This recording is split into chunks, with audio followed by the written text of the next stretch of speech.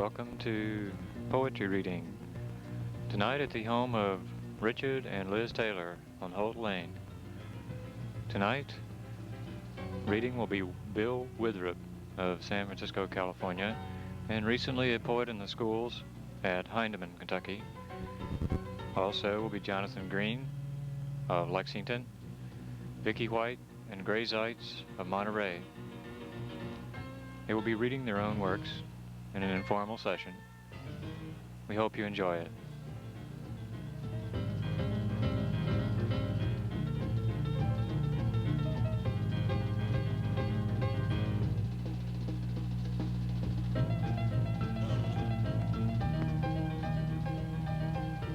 It's not that serious.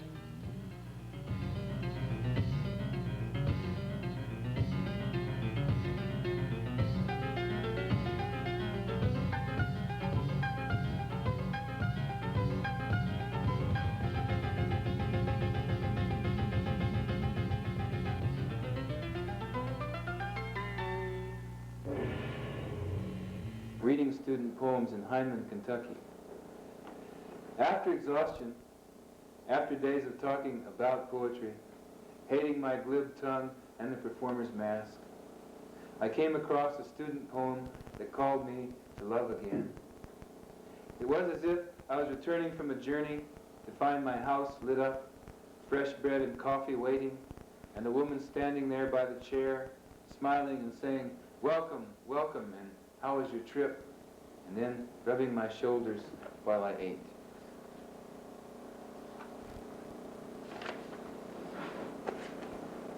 Dog dying.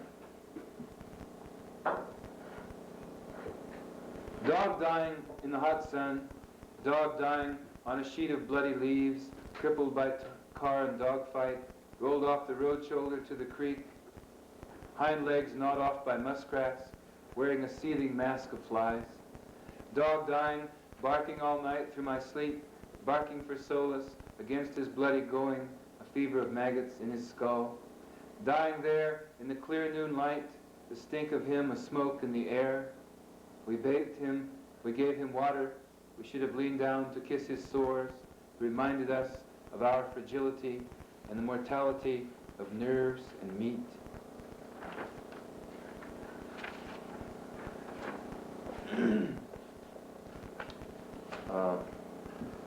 Goodbye, goodbye, said the stolid man. Yellow rose petals fell in the fruit bowl, dropped on the rose and yellow apples, fluttered onto a copy of the golden notebook. Goodbye, goodbye, said the stolid man, writing the obligatory love poem in blood on the kitchen wall. I dreamt last night you were in love with an airline pilot, so it's time for me to go. As you painfully know, I'm earthbound myself, and would rather have your legs fluttering on my shoulder than any other wings. He signed the poem, put clown white on his face, stuck the rose in his teeth, and danced out saying, "Goodbye, goodbye, goodbye, goodbye." I'm going to jump now to some poems that were written in Bixby Canyon, California, where I was living the last 4 years before I came here. And start out with one called Snail. Well, actually, Snail was written in Monterey. I lived in Monterey, and then I moved down the coast, and then further down the coast. Snail. Monterey, California, yeah. It was very sort of coincidental coming to visit Monterey, Kentucky. Snail. Today, I followed your silver trail from the back porch into the dawn. At the beach, I found your empty shell, pale ear of the cosmos, listening to its own silence.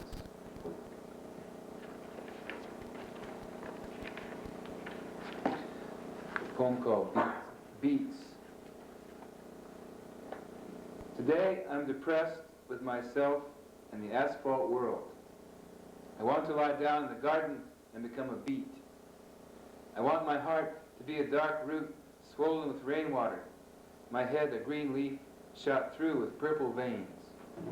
I want the secret double life the vegetable knows, the joy of living half in earth and half in air. Here, here. Here, here, here, here. And I'm reading this next one, Crows, for Richard Taylor, who likes this here poem.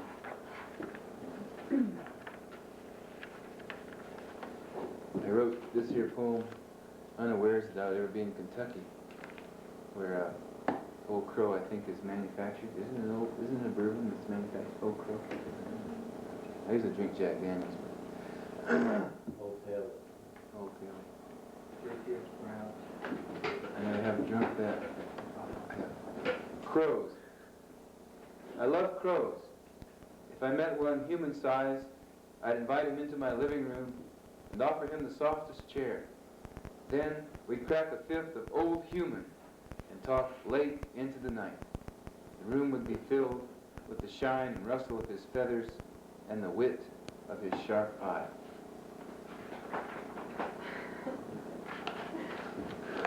A tide of newspaper, ticker tape, carbon paper, and perforated cards rustle at the edges of our lives.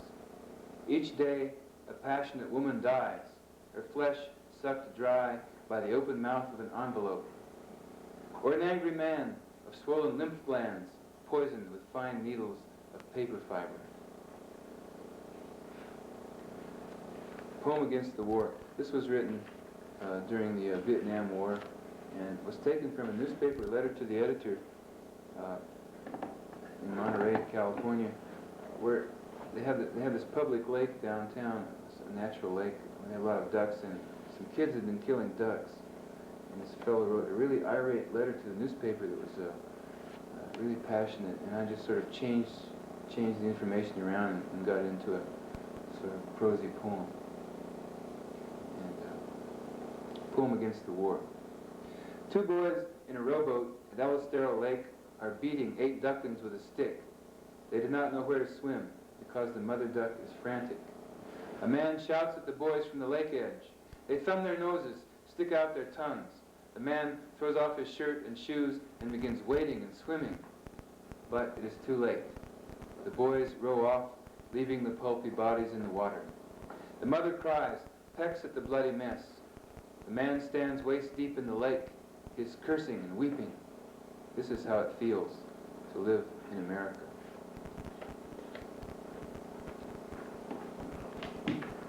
There's a section in this manuscript called Soledad Suite, and it comes from my experience teaching at Soledad Prison about 1970.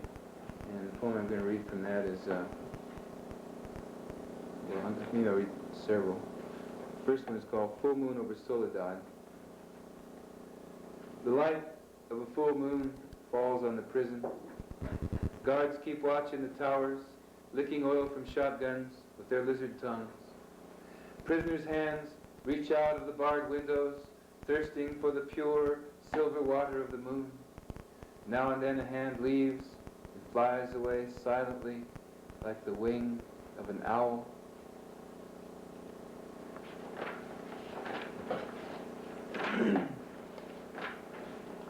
The road to the yellow prison.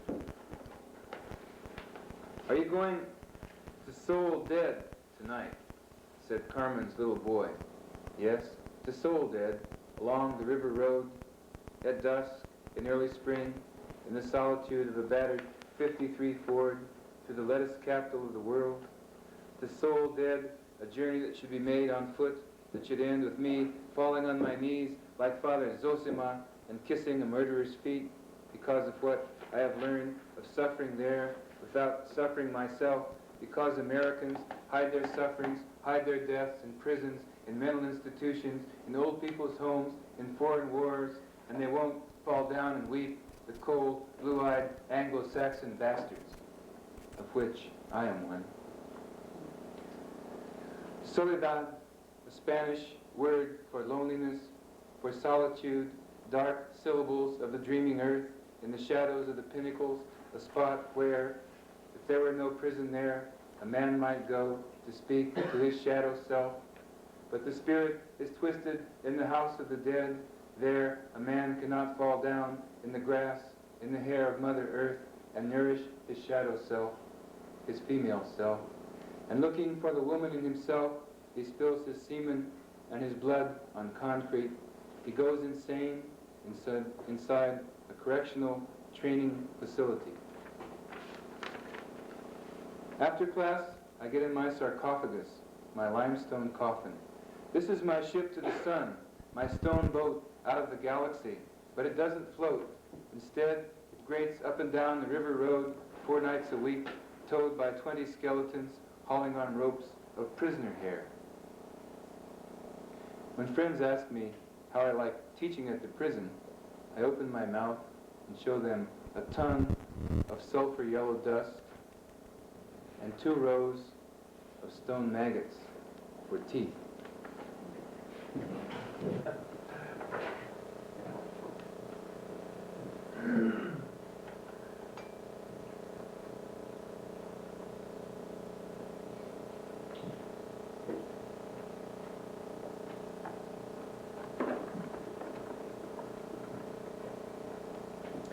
Sounded like a train going through.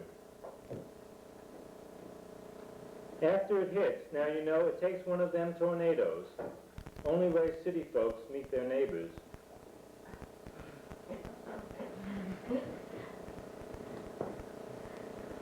It's called Epitase for Starlets. And it's for a new edition of the Stuffed Owl. Nobody knows what the Stuffed Owl is. It's a anthology of bad verse that Wyndham Lewis did. Hope to get in. This is, there are 2 of these. The first one reads, like one lost pinto bean caught in the hot sauce, she died of excess and loss. The second one is, hope this one is worse. Baptized with a Gomorrah douche, she drowned in her own bathos. I think that's worse. Yes.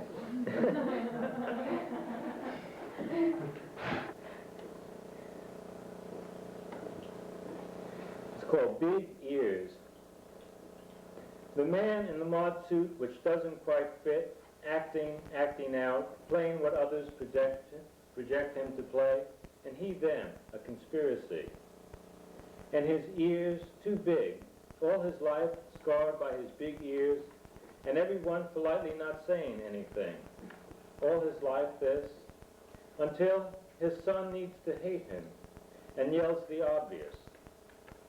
And forever, now again, the childhood trauma, fresh, the kids in the playground choosing sides for ball. I'll take him, big ears, over there.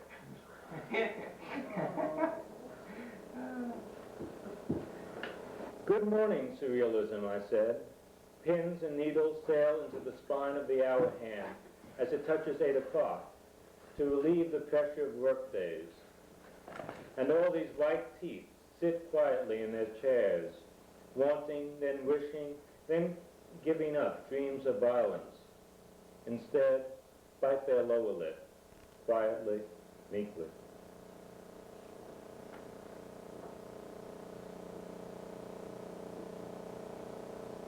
What was the last line of that?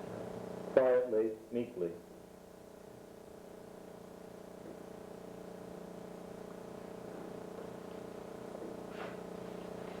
It's called Bad Deal. You're here in my side, like an axe the tree grew round.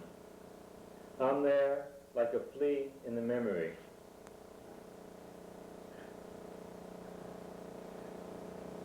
The kids really puzzle over this one, but finally most of them get it.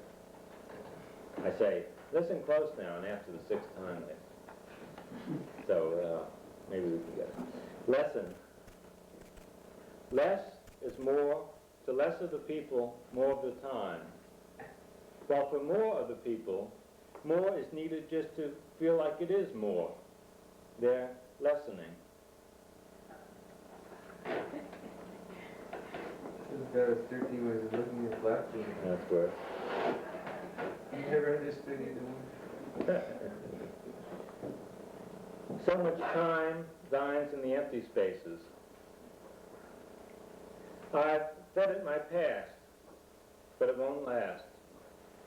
I'm feeding it now, and how? Soon, in eternity, it'll out-eat me. The women wait outside the insurance office, outside the bank, waiting for their numbers to appear, the cars to drive them home. And they leave one after the other. The blonde under the bank name belongs to that green Camaro, the dark-haired small one to a Renault. And if you asked them the time, they would look up at the sky. And if you dared look at them with anything approaching lust, they would look at their feet and clutch their pocketbooks. Their lips start to grow tight. They will start to curse the car that is late. And you don't really need to know the time anyway.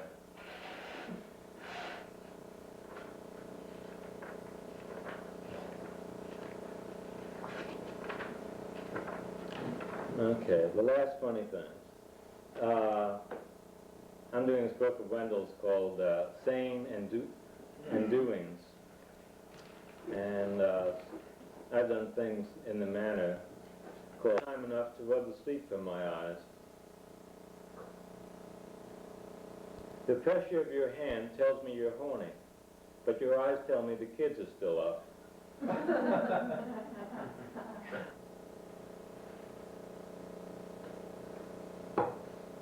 This was written during Vietnam also.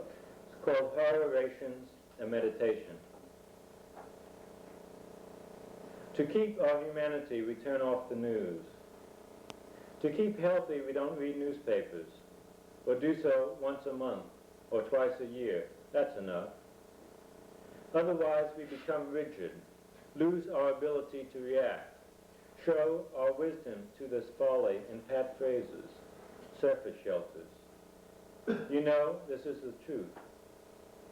It's always there, plain to see. A pile of dead by the roadside, enemy dead. Slung on top of a truck, or dead. No, the dead have no country. But how often should we watch? Should we forget to walk the clean, cold air of winter? Sit inside, tear all violence out of self, calm oneself? Save one's own skin, care those ways and means? Show the face of peace and strength to the face of lies, the men of the lie? Do you cry at the news story, the monotone of facts? Is this a measure? It is, and you want to deny it. You grow weary. Your attention no longer focuses. They have won. The poem is called Family Game.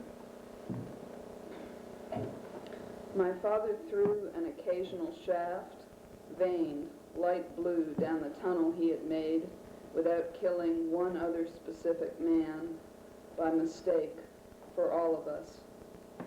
For a few mornings I sat on his bed. He laid and smelt of stale milk and nicotine, and we played the hand game. He'd make a fist and I touched each pale knuckle.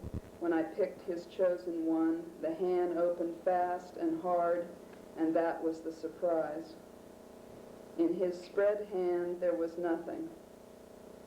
It was nevertheless an explosion of sound, sun, and form, and each finger that did not count as fun was like all other games, tiptoeing all my childhood, rapping here, testing there, pushing through translucent doors, prying on the tight fist, waiting for father to show his hand, yellow-stained, calloused from the typewriter, teaching how much can be gotten away with, how little kept from sight, how to hide nothing at all.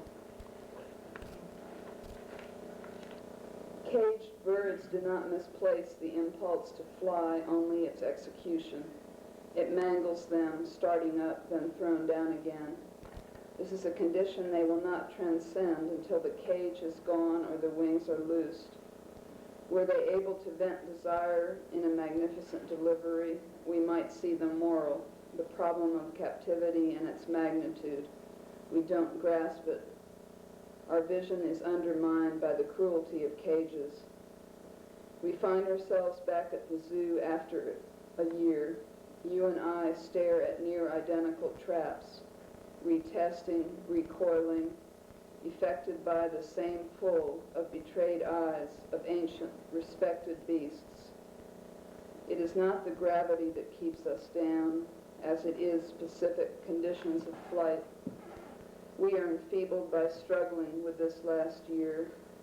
Our version of flying will not describe whether we have taken off or not, which is the right side of the wire, what is free air, or who is captive.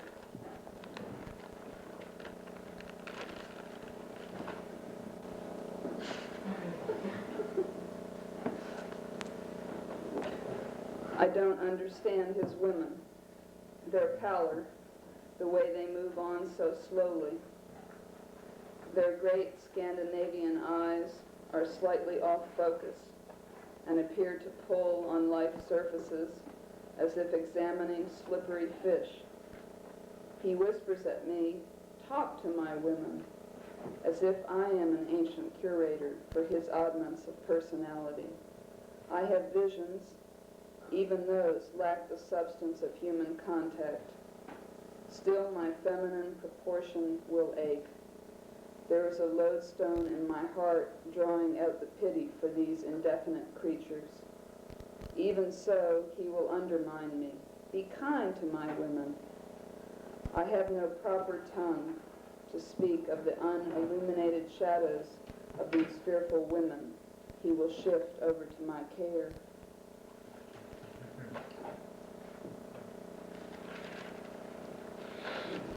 Suiting like shields or netherworld guides, or which animal you were in your past life. Some individuals are 100-watt light bulbs. Others are envelopes torn at the corner. I have not figured out my own, my totem, my inanimate mascot of sorts, but I know which I am not. I am not a silver spoon. Whenever I see one, either from a distance on a table setting or find one between my thumb and finger, which is stirring coffee or tea, I feel a kind of anti-recognition, a negative salute. I regard the design in the metal, the silver, the precocious ore, the pinch of earth salt. I see the shine, the shape, the je ne sais quoi of a silver spoon, and with it come whole legions of humanity, those who would swear by the spoon, would die with their spoon in their hand, those who have cosmologies relating to the proper handling of the spoon and its quarters in some chest or lying drawer. He who stacks spoons will well nigh worship them, and even those poor ones who, forgetting the blessing, only feel the lack of a silver spoon, the scoopless void.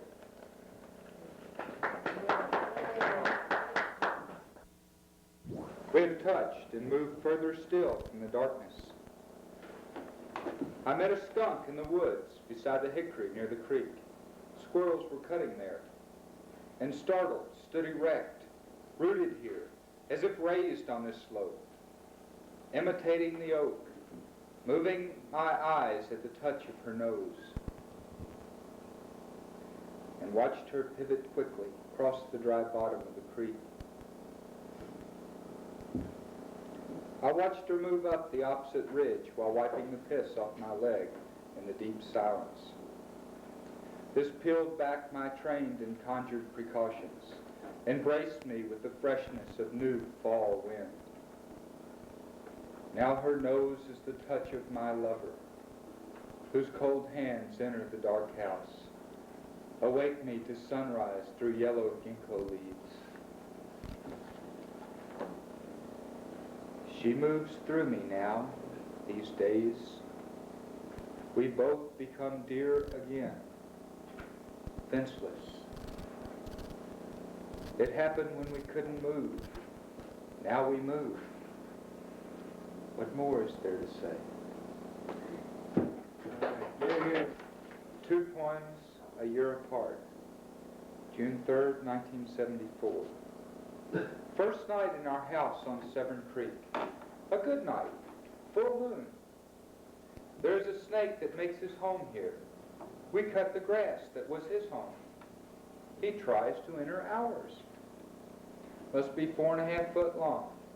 Vicki's friendly, just doesn't know what's going on.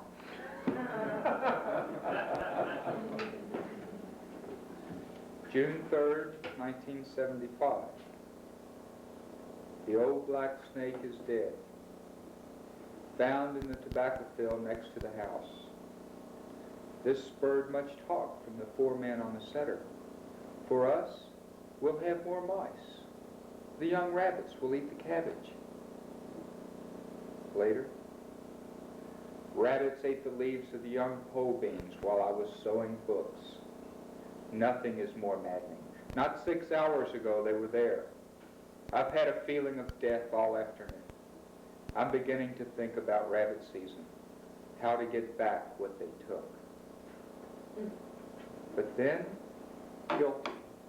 For food grown and harvested with some attempt at reverence slows me down to thinking I'll not run crazy, but with determination, afternoon, opening day.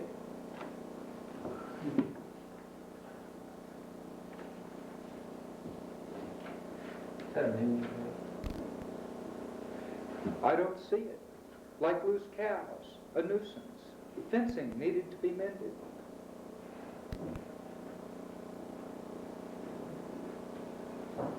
They reoccur, taints in my dark head. I've tried to bring them into focus, but vision is too thick. Like peering into a tank of blood turned white by your expression. We stand there eyeing where we think the other is. I don't know, lady. Sometimes I just don't. Even if we come from the same root, we can't be the same. All this talk, we're in the air. We miss what is done. We have to keep track of ourselves. What is done? Shelves in the kitchen, they're all filled. New room, new bed, things move fast, we change slow.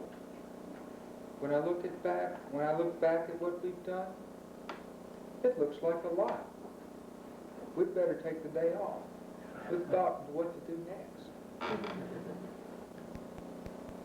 Road back lined with honey locusts, red thorn, beechwood, some ironwood, sassafras, elm, walnut. Once you get there, good food, beans, bulgur, eggs, fine pork. You cross the creek twice.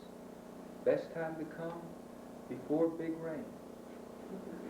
Good load of wood, red oak, hackberry, hickory. Bring your sleeping bag. You have been watching Poetry Reading at the home of Richard and Liz Taylor in Frankfurt. Reading tonight were Bill Witherup first, Jonathan Greene, Vicki White, and Gray Zeitz.